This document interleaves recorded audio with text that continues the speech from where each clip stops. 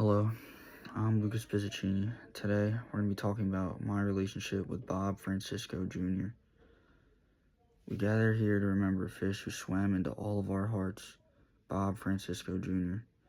He was a fish like no other. Bob wasn't just a goldfish. He was the man, the myth, the legend.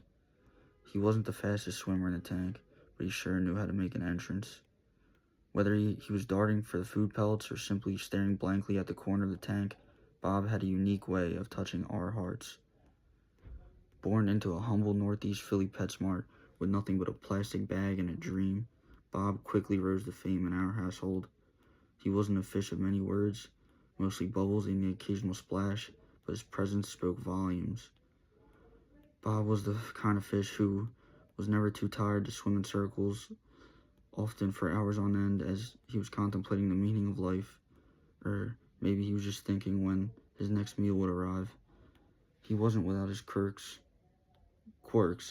Bob had a special talent for turning his little fishbowl into an underwater kingdom, often rearranging the decorations to mess with us.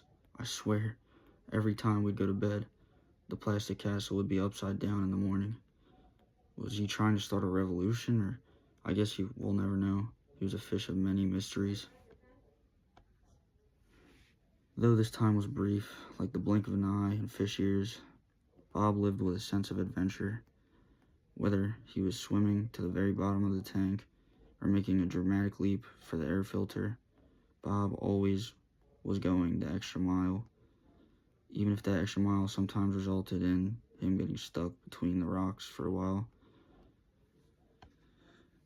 Today, as we remember Bob, we can take comfort in the fact that he lived his best life, and just as he swam graciously and with style, he may have been small, but his impact on my life was enormous. So let us raise a glass of Bob Francisco Jr.'s favorite champagne in honor of our good friend. Rest in peace, Bob Francisco Jr. You were more than just a fish. You were the only one who truly understood the importance of taking things one stroke at a time. Goodbye, old friend.